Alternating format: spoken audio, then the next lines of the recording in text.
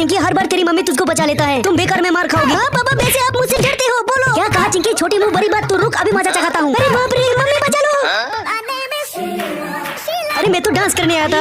वैसे मम्मी मानना पड़ेगा, पापा आपसे बहुत डरते हैं। चलो मैं आता हूँ। भैया और पापा को हराने के लिए मुझे और प्रैक्टिस की जरूरत है। तो दोस्तों, जब तक मैं प्रैक्टिस कर रहा हूँ, आप